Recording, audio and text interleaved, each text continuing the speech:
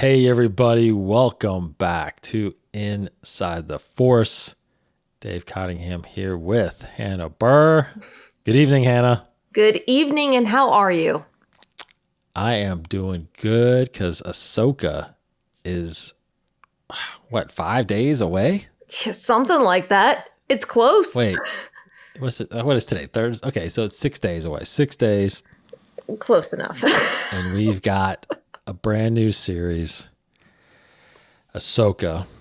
Now, I will say, I have always looked forward to this series ever since it was announced. Truly, I think of the list of series that were coming out, Andor, Obi-Wan, I was probably wanting Obi-Wan the most. I really wanted to see Ewan McGregor again. But now that it's almost here, I'm more jacked for this than I was for Obi-Wan. So I don't know where you land in that excitement. I think I agree with you. I was originally excited for Obi-Wan, but I guess a huge part of me was a little bit scared that it was more for fan service versus actual storytelling. And we've talked about it before. I feel like that's what it really was during the series. Ahsoka, I feel like actually is furthering a story. We're actually learning more about this character. And honestly, Ahsoka is one of my favorite characters in the entire canon Star Wars series and saga and you name it, comics, books, whatever. She's one of my favorites. So yeah, I'm really excited for this series. Really excited. I would argue it's probably the most excited I've been for a series in a while.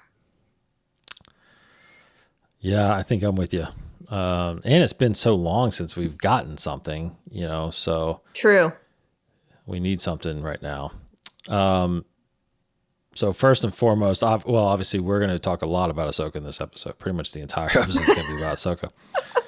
Because we are, concentrating on some topics about her throughout the month of August. So we're going to talk about that. A couple news things about that. But first off, thanks to our patrons, of course, as always. We really, really appreciate your support. I do want to mention also that we got a note on Facebook this past week about someone wanting to be a patron, and which we, again, totally appreciate. And, we do this regardless. So, but, we do appreciate that. Now they're asking if they could pay annually instead of monthly. And I had to actually look into that, and I went ahead and did that because I remember getting an email recently that Patreon had allowed or added that feature where patrons can pay annually.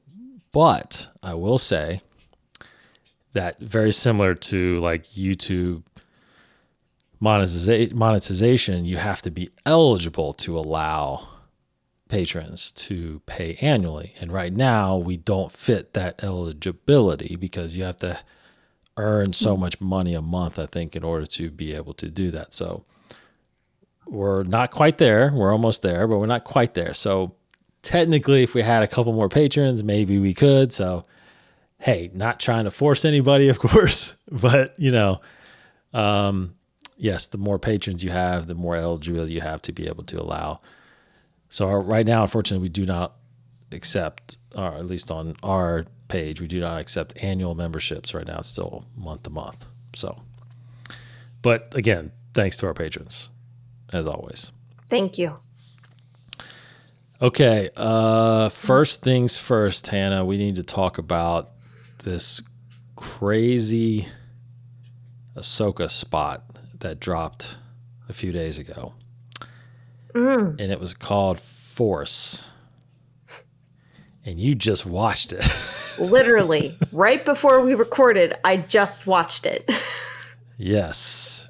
So, again, it came out 3 or 4 days ago. And I remember turning it on and not at all expecting what it was. Because these last few spots have been pretty much the same footage, just, cut a different way, maybe some different music, and slower, some are faster. But this starts off with Balin, talking about Anakin Skywalker, which that's not anything new. They've mentioned that before. But then all of a sudden, we hear Hayden Christensen's voice. And it's not the voice from episode 3. It's not a voice from the Clone Wars, because obviously he didn't do the voice of Anakin in the Clone Wars. This is new dialogue. And I was flipping out. I mean, I watched it 4, 5, 6 times in a row. You just saw it. What's going through your mind about it? Well, I think from my facial reactions, you saw me being like, what?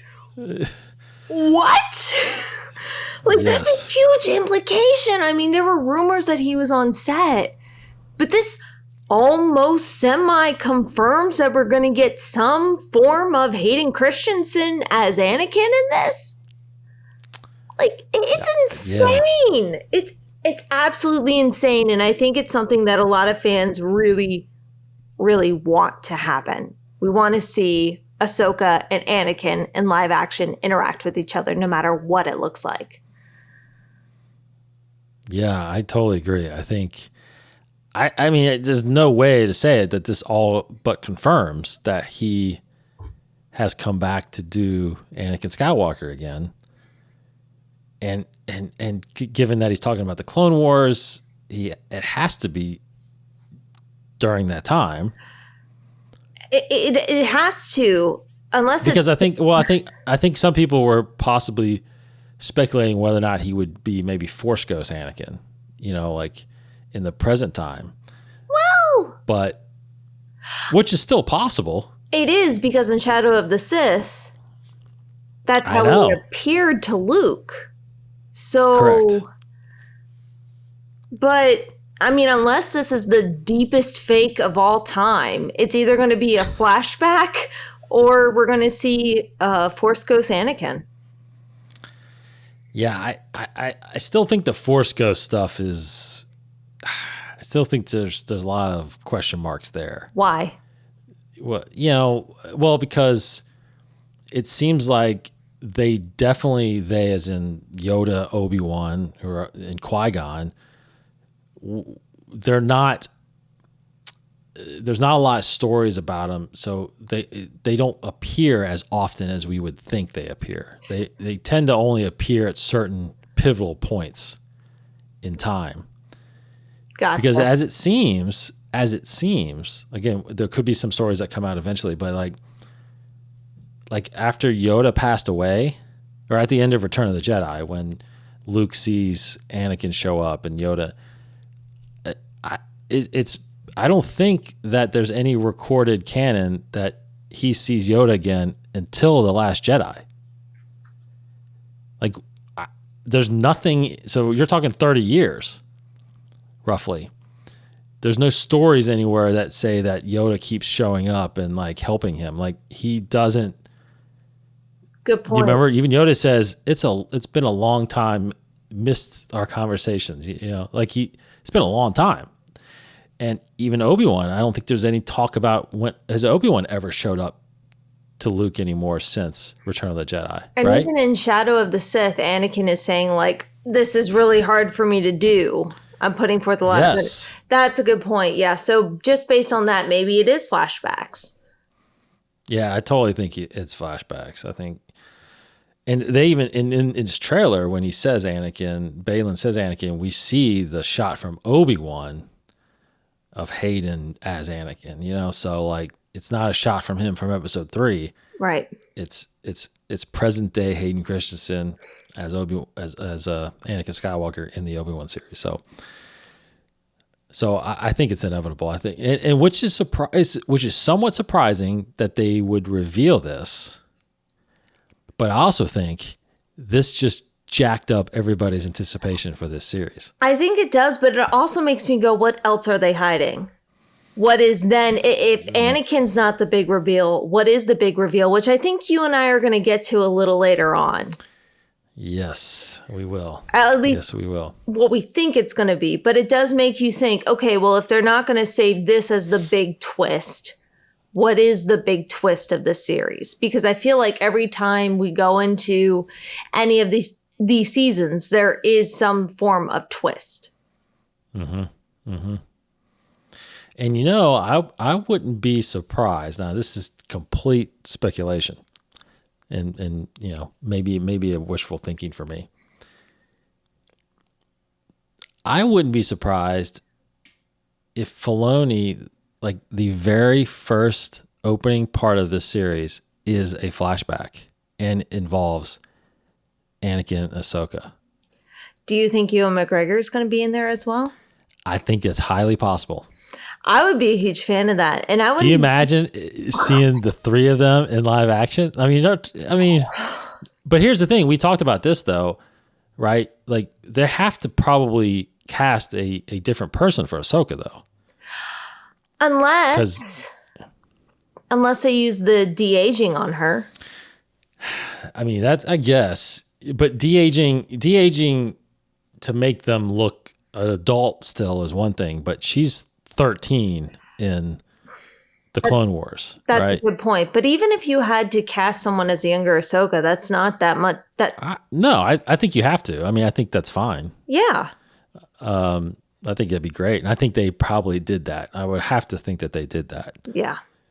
So, but again, seeing a younger Ahsoka in live action and then seeing Anakin there and then Obi-Wan standing there. I mean, come on. And again, I wouldn't put it past Filoni to give us that first. Even Rex being there as well. And oh my gosh, yeah, totally. Now he would be a de-aged Rex. Yes, but it's still Tamara Mark. But you can do that. Yeah, you can do that with Tamara. I'm telling you, I kind of feel because I kind of feel like if you're putting his voice in this spot, there's no way he's gonna. I just don't feel like they're gonna wait like that. I don't think that's from like 3 or 4 episodes down the line. Like, it's got to be in the first episode. It has to be. It has to be at least within the first 3. I will say at least the first 3.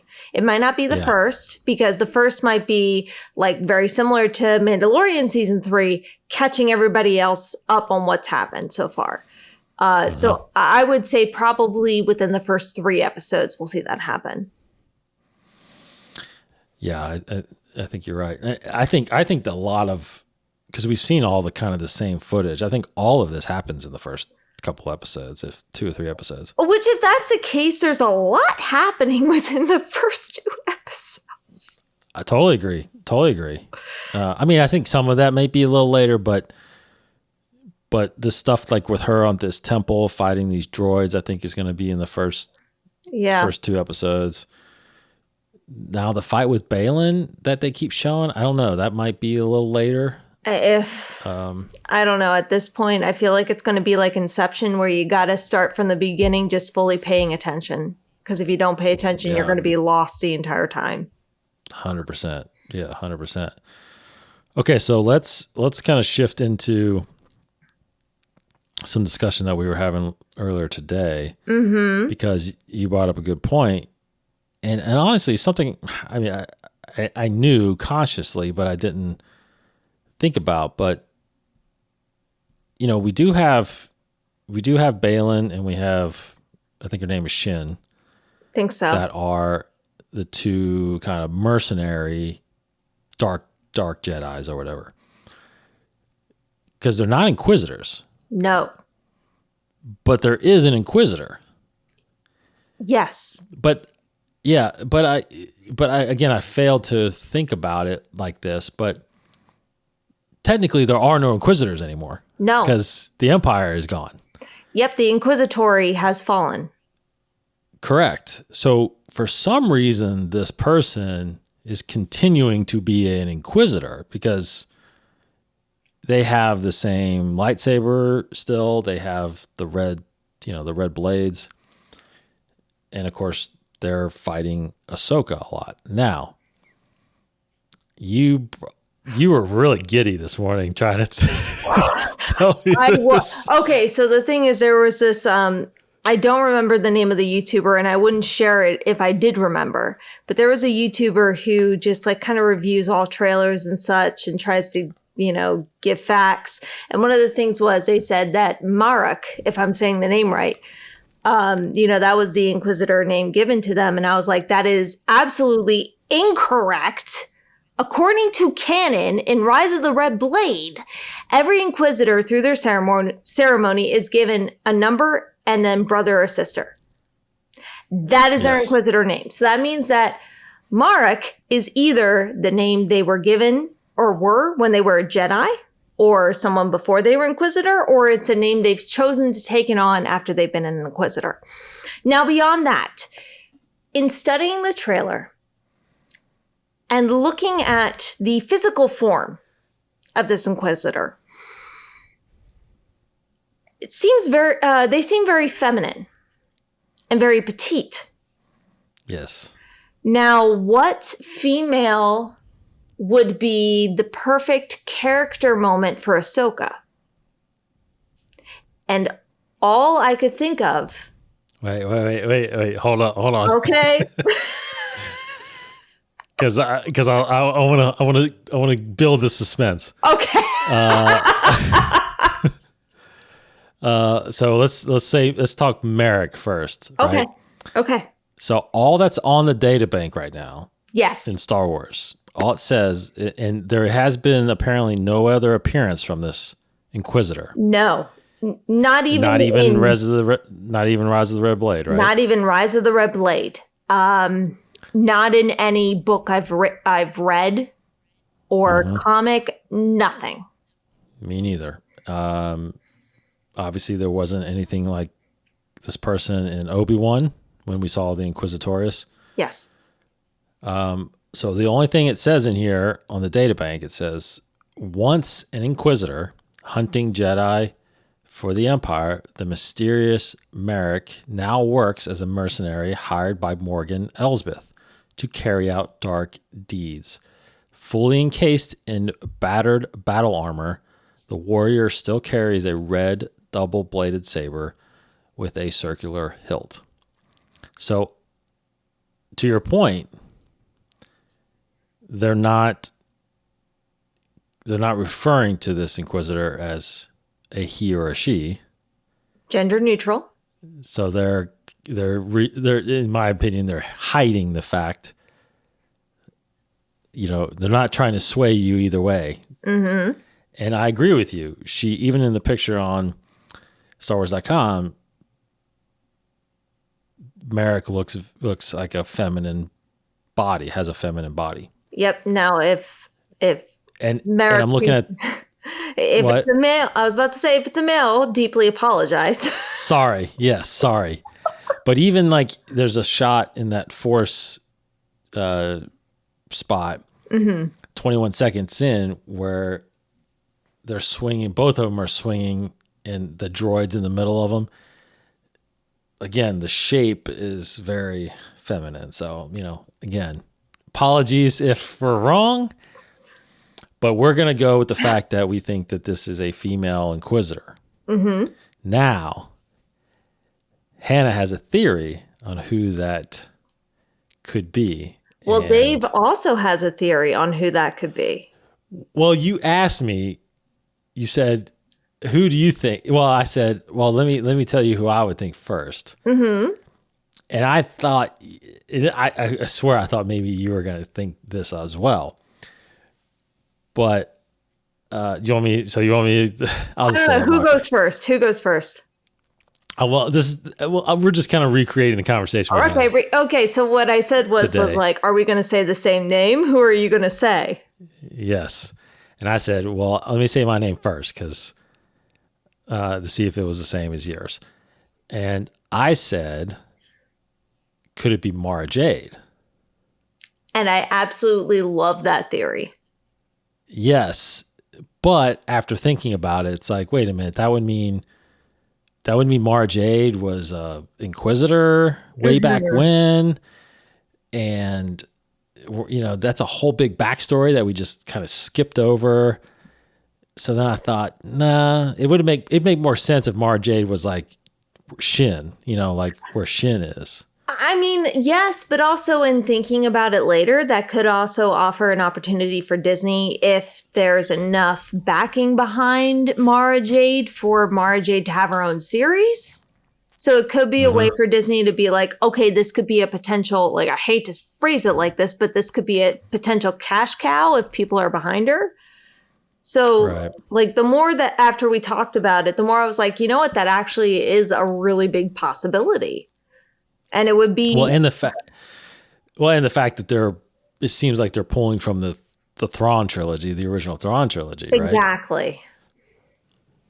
But then you would have to answer the question of how are Mara and Luke not together anymore? If that's the same storyline you're choosing to go with, which if you're going to introduce Mara Jade, you kind of have to go in that direction.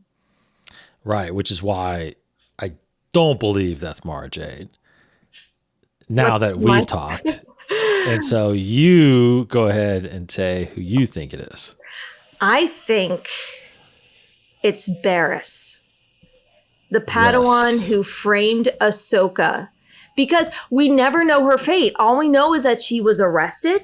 And of course, because she fell to the dark side, Palpatine's not going to let her go to waste. She's going to be used to Palpatine's advantage. Like, I can't see it being anyone but Barriss. And if it's anyone but Barriss, then I'm going to be very, very surprised. Yeah, I agree. I agree totally 100% with that. After hearing you say Barriss, there's not a single person in my mind now that I can think of who it could be besides Barriss. It would be such a great character moment for Ahsoka. Absolutely. Because it's a double blow. It's not just a blow of like she set her up, betrayed her. Now it's a double blow of you've killed all of these Jedi in addition to what you're doing right now. Yeah, that's true. It's like you didn't change. True. You didn't use this opportunity to decide to turn to the light side or leave the Jedi Council. You decided to pursue it even more. Do you think that... Let me think about that. Well, it's been, God, how years, right? Since, right. Yeah, we're talking 20 something years, 25 years or so. Actually, almost 30 years since, Barriss, the last time we saw Barriss. Right? Because Barriss never showed up anywhere else besides that, right? As far as I'm aware. And if anybody else is aware of any other instance, please let us know. But as far as I'm aware, the last that we've heard from her is from the Clone Wars. Is when season 5 of the Clone Wars. Yeah, that's the last time we've seen her. Yes. And you know the rule, you don't see a dead body. That doesn't necessarily mean they're dead. She's definitely not dead. And of course, everybody, if you don't know, she was the Padawan to Luminari Unduli, and Luminari, her body was in Rebels. That was the Jedi they used to lure the Rebels in that episode and to the Citadel, I think, to one of the Citadels. But Barriss was never, basically she was under arrest and held captive while the Republic is falling during the Clone Wars. So yeah, we don't know what happened to her. So, and it would be a very interesting character point for Ahsoka, because arguably what Barriss did was just prove to Ahsoka how corrupt the Jedi Council was. I mean, you could argue that what Barriss did is what prompted Ahsoka to leave the Jedi Council. Like that. No, totally. That's huge. That's a huge chunk of her life that she left behind. So imagine coming face to face suddenly with your former best friend / well, I guess at this point it's your frenemy. Yeah. Yeah.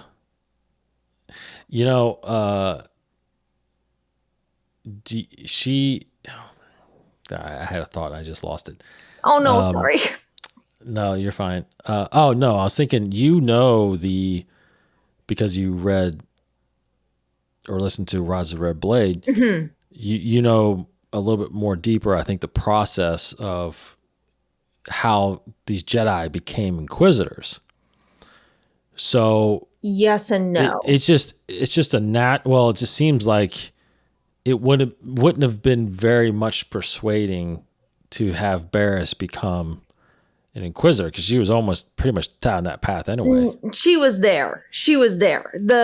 I will say this. It's very, and I don't feel like this is a surprise to anybody or a spoiler. Palpatine had his spies, and Palpatine himself would suss out whatever Jedi or Padawan felt like they didn't necessarily agree with the Jedi Council to whatever degree, and he used that to his advantage whenever Order 66 came out, to give them a chance to make a different choice. You know, giving the lie of the Jedi Council tried to overthrow the whole government. And because these people already had a seed of doubt, they immediately believed him. So I think Barriss was already at that point. She was already saying the Jedi Council was corrupt. So I have no doubt that Palpatine just held on to her and then pretended to free her, saying, "You were right all along. Now join me." So I don't think that's out of the realm of possibility at all. No, I agree. Totally agree. And it would just, I mean, it could be a whole new character, but the impact of that is not near, not even a fraction of what it would be if it was somebody that Ahsoka knew. Exactly. Yeah. So, and it's Filoni. It's, you know what I mean? Like, Filoni created that storyline, helped create that storyline of Barriss back in the Clone Wars. It would just make complete sense that that's who that is. That would be pretty. It's going to be pretty powerful if that's what that is. That's going to be pretty awesome. I really, really hope that it's Barriss. Mm-hmm. I sincerely do.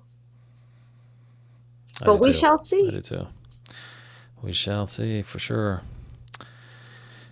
Okay, so that's, I mean, next week when we talk, we'll have seen the first 2 episodes. So we are excited. August 23rd is going to be here pretty soon.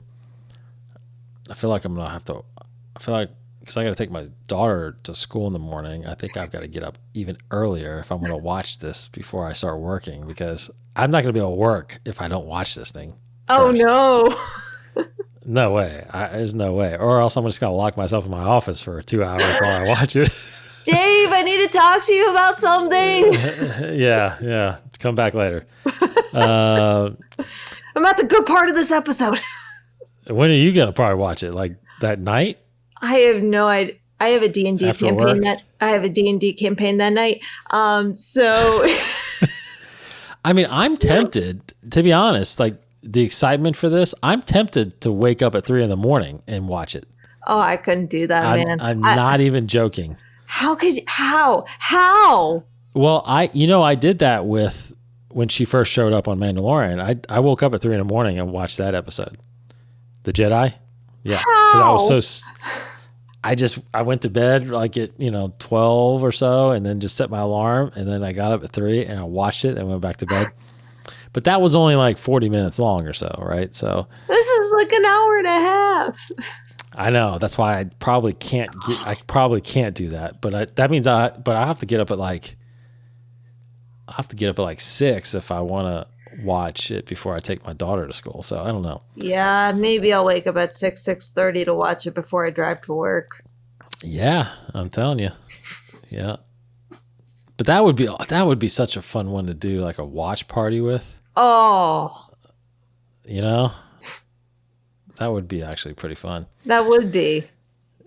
I mean, if you want to at 3 a.m. Nah. If it was at midnight, I would be all over it. Yes. 3 a.m. Which is always, like that. Yes. I wish they would not wait. I wish they would do East Coast midnight instead of West Coast midnight. Thank you. Yeah. But oh well. All right, so we're going to talk a little bit more about Ahsoka here in a second. Just talk about some upcoming releases, obviously. From a certain point of view, the Return of the Jedi 40th anniversary novel will be out later this month, August 29th. Crimson Climb, the book about Kira, will be out October 10th. High Republic, The Eye of Darkness, November 14th. And then The High Republic Defy the Storm, March 12th. Obviously, there's a lot of Phase 3 novels for the High Republic coming out. I don't have all those release dates yet. Comic-wise, let's see. What's today? 17th. That means yesterday, Darth Vader 37 came out. Next week, you've got Dr. Aphra 35. And then at the end of the month, Bounty Hunters 37 and Mandalorian Season 2, number 3.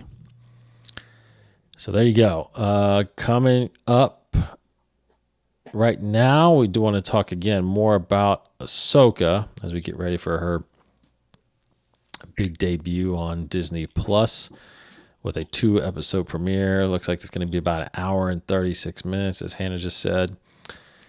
Crazy.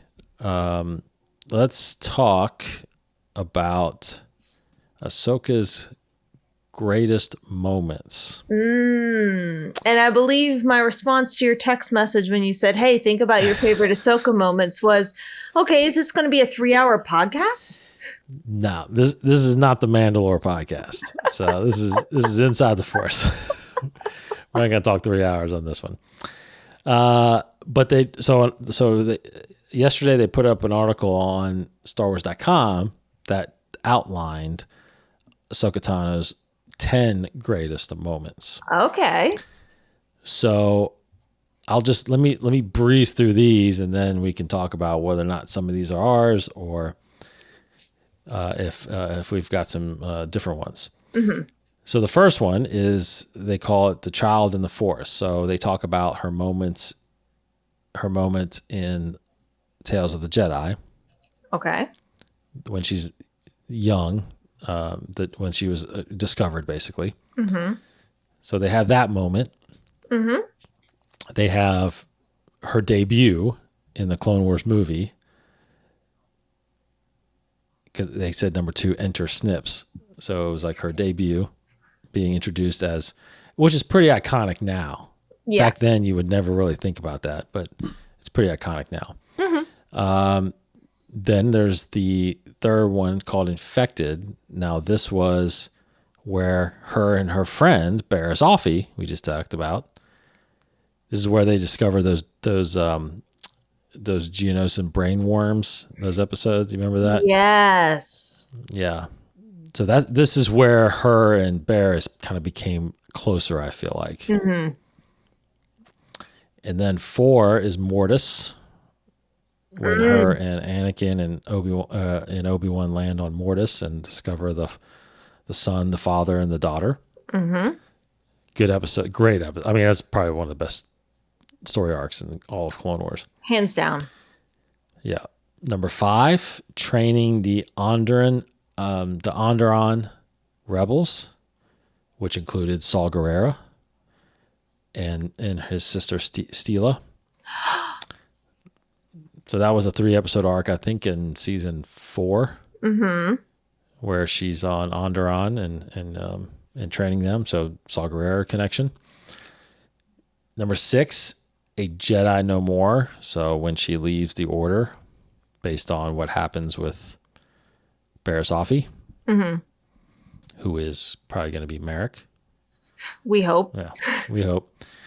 Number 7 was season 7 during Order 66, how she survived that and was able to save Rex. Mm-hmm. Number 8 is her life as Fulcrum. So basically her showing up on Rebels was a pretty crazy moment. Mm-hmm. Number 9, of course. Now, I don't think this is in any order, obviously. But number 9 on here is, of course, her confrontation with Vader. Yes. In Rebels. And then, of course, number 10, her live action debut on The Mandalorian. Mm-hmm. So all good moments. Absolutely. Now, any of those on your list? A number of those are on my list, but there are two that the list does not mention. Oh, okay. What you got? What about you? The list mirror? When I was thinking about this, and if you were to, if I was getting interviewed or something, and they said, what is your best or your greatest Ahsoka moment in your opinion? That's very difficult for me, to be honest. Right. Because like I said, now the debut of her is very significant, because the fact that Anakin is assigned a Padawan is very significant to canon. Yeah. But I probably wouldn't put that first. Mm-hmm. Her live action debut is pretty significant. I think because of how much the character has grown over the years. Because it would have been one thing to just create her in live action when we had not had that much material from her. But the fact that we've got an entire Clone Wars series, an entire Rebels series with her in a couple seasons, and a novel, and all of a sudden now you're putting her in live action at a significant point in time where we don't really know much about. It was incredible, and I think that episode was incredible. So that was pretty significant. But I don't know if I would put that number one either. Yeah. I think the Mortis arcs and the Barriss stuff, those were good, but I wouldn't consider those like big moments, because I think of moments that have a major impact on the timeline, the canon of Star Wars. Right. Okay. So to me, hands down, is her fighting Vader. Like, I never would have guessed that would have ever happened. The way that was shot, the way that it played out with her damaging the helmet, and seeing Anakin's face, and how she just said, I'm not going to leave you again. It's like, it was so impactful. I cried. And yes. And the buildup of that was like all season long, right? It wasn't like we just got it because she showed up for 2 episodes. Like, she was throughout the episode, and there was these encounters with Vader, and you're like, are they really going to go there? Are they really going to have them fight each other? And man, it was incredible. So to me, that's probably number one. Now I may have one or two in my head that I'm thinking of still, but I'll kick it to you. What do you think? All right. So for me, I'm going to take a different perspective on this. With regards to character, like, don't get me wrong, that list has a bunch of great moments for her. And I would agree that with regards to the Star Wars story, they're all influential. And nothing can beat that encounter with Vader in Rebels. Nothing can. Right. Yeah. But there are 2 moments that I can think that I personally feel like are actually very powerful moments that don't get enough credibility. Okay. One of them is actually in the book Ahsoka. Okay. By E.K. Johnston. Mm-hmm. And that moment is when she forces a red crystal to stop bleeding.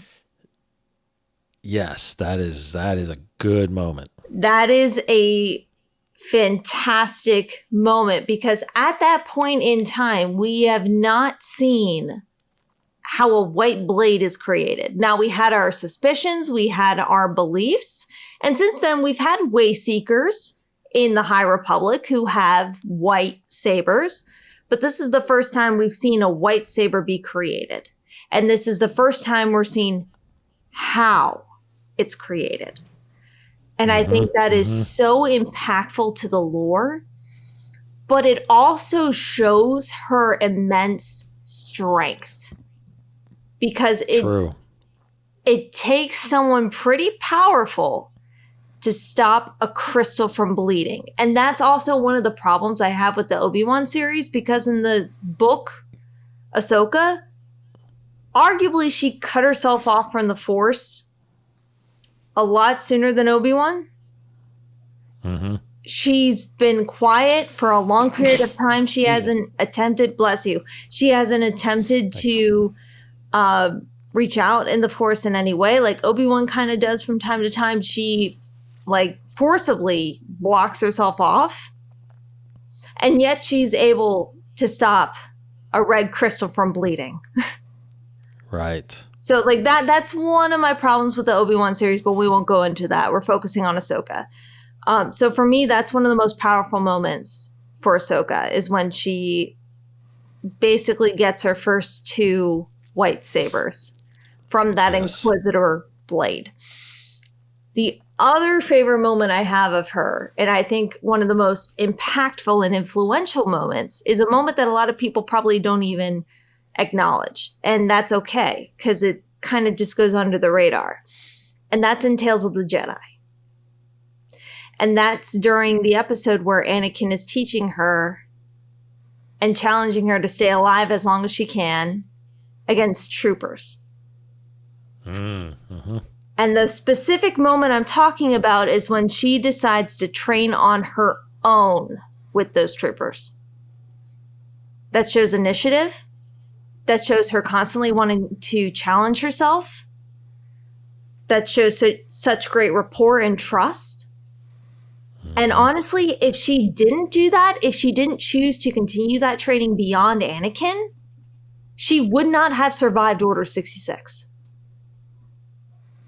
And I think like that would impact the rest of the story as we know it today. So to me, those are the 2 most influential points of Ahsoka's story.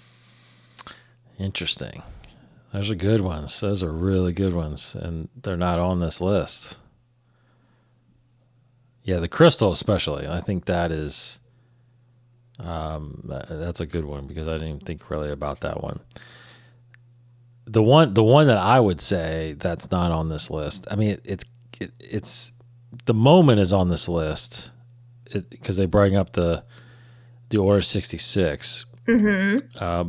But they only talk about her her capturing Maul and surviving, and she's forced to defend herself. It says, and the moment when she has to bury all the clone troopers that were wearing her orange markings and things like that. And that's pretty significant. But what it doesn't mention here, which I think is very impactful, and in the end, I feel like it's what the Clone Wars was all about, which is her relationship with Rex.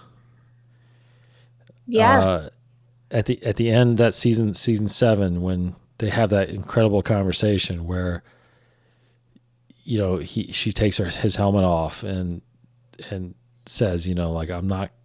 They may want to die down there, but I'm not going to be the one to kill them. And seeing them together, through Rebels, and who knows, maybe we get Rex in this series, right?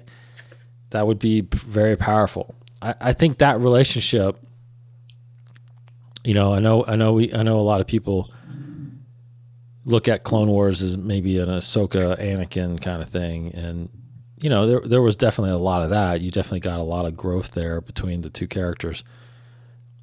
But in the end, it was Rex and it was Ahsoka that this thing ended up being about, and how they came together to survive, together, and what she did to save him. So I think that, that may not be a huge significant moment for her, but I think it was huge for Rex, and his survival was because of her.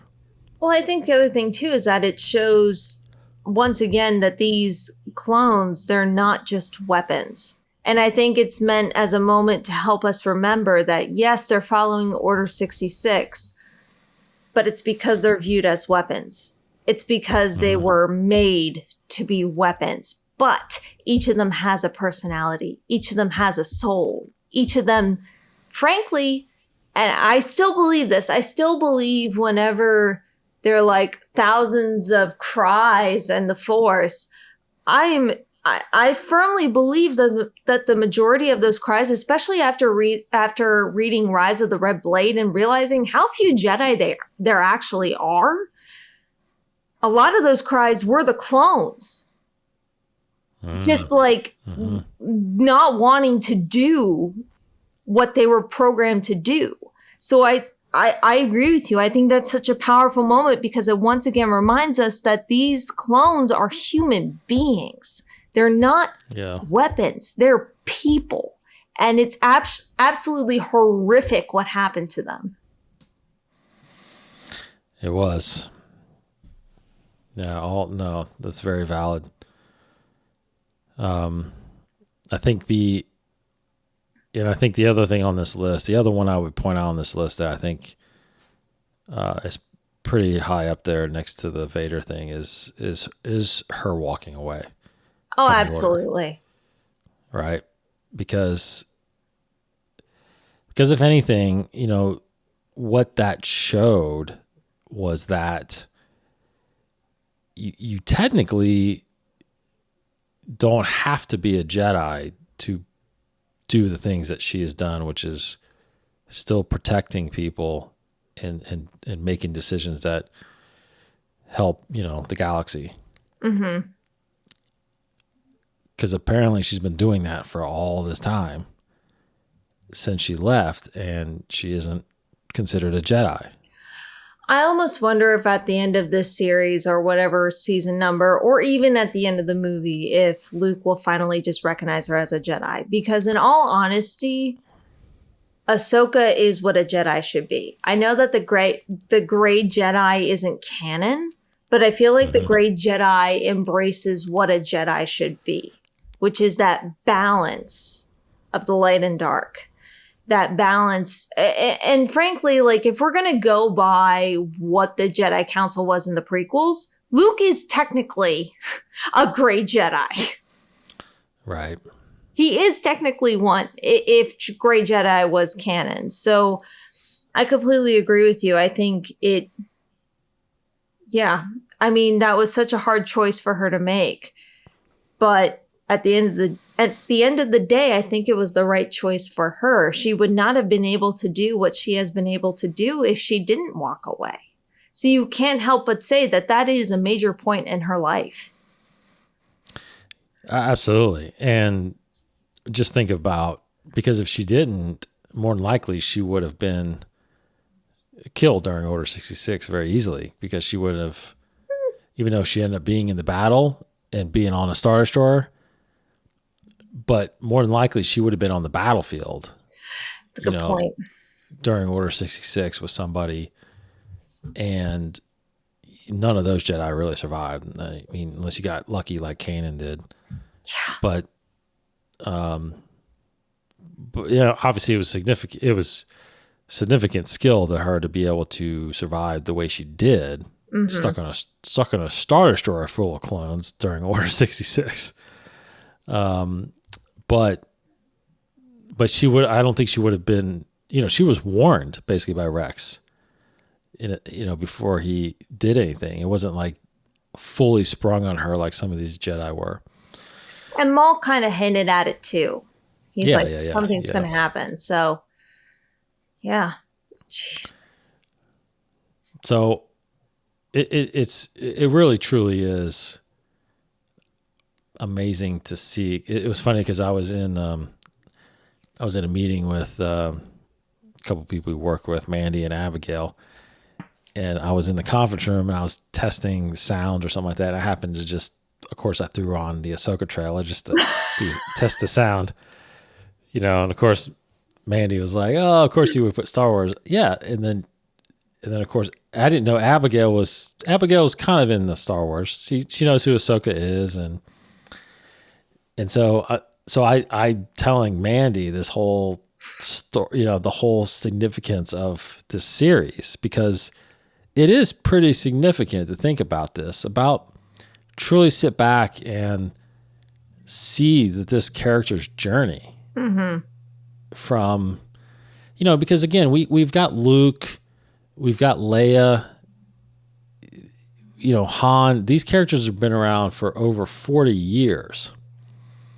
Ahsoka is only 15 years old now, and literally just 15 years old, because the release of the Clone Wars was last week, 15 years ago. Dang. It was August 8th, right? So we've had her for 15 years, which, is a long time for most characters. But the significance, like we just said, of the impact she's had on this storyline and not being part of that, technically not being really part of the Skywalker saga. And the fact now, and it's one thing to keep her in animation, but now she's live action. And, like my daughter, my oldest daughter, this is her favorite character. And I can just see it in her face, like she cannot wait to see a live action version of Ahsoka. It's pretty magical, that what they've done with her. And I'm glad that most fans, if not all fans, are in love with the character of Ahsoka. Completely agree. So it's going to be a big event. It's going to be a big premiere. I think Star Wars needs this. I think they need, with all this talk about, cutting back and who knows if we're going to get this or get that. We need something that we really can sit down and enjoy and dive into and be brought back to that universe again right now. I think this is going to be that series. And we will on Wednesday. That's right. That's exactly right. Okay, let's see. Anything else on Ahsoka? I don't think so. It's just watch it, then tune in and hear our reactions. That's right. Let's see. Just wanted to read a couple of comments from Thrawn Addict on our last episode. Let's see. Love the Ahsoka discussion. I can't tell you how excited I am for the series. I might actually have to book that day off when it comes out. What? Yeah, I'm excited to see what they... Cough, cough. I'm going to be sick that day. Right, yeah. I know, right? I might join you, though. I'm excited to see what they do with this series, as you have a lot of characters to dive into. You obviously have Ahsoka, all the Rebel characters, and, of course, Thrawn. I'm hoping they go into a good amount of detail on most characters of where they have been and what they've been doing since the animated shows. I'm hoping for Anakin flashbacks as well. So this is before that obviously came out. Depending if this has multiple seasons, I think we might get only a little Thrawn, and it will mostly focus on Anakin and Sabine trying to find Ezra and Thrawn, and then they will set up for season 2 or the Filoni movie. Okay. And then he says later on, I was very late to the party when it came to the Clone Wars movie and series. I think I started it in 2016. I remember watching Rebels at the time and had a lot of Clone Wars characters, including Ahsoka, so had to go back and watch Clone Wars. So, yeah, at that point, Ahsoka had been out in the Clone Wars for a while, but only those 6 seasons, 5 seasons, and then, of course, the Lost Missions that got put out there. But right. So, yeah, that's... Yeah, I've been it from the beginning. I was at that movie premiere, not the premiere, but I saw Clone Wars in the theaters. And I'll be the first to admit, I wasn't that excited about Ahsoka at first. I thought, what? They're giving Anakin a Padawan? That's kind of weird. Yeah, that was my reaction when I saw the trailer. I was like, really? You're going to give that whiny brat another whiny brat? Yeah. Yeah. I'm sorry. That was my thought. Yeah. No, that's right. But in the end, George knew what he was doing. He did. Yeah. Hashtag don't doubt George. Don't doubt George. That's exactly right. All right. Next time, we'll be here talking about the first 2 episodes of Ahsoka. I cannot wait. I can't get here soon enough. Mm-hmm. I am probably going to spend some time this weekend just rewatching some Ahsoka stuff. I think I'm definitely feeling like that, doing that. Mm-hmm. All right. Again, thanks to our patrons for the support. We really, really, really appreciate it. We do. And go watch some Ahsoka.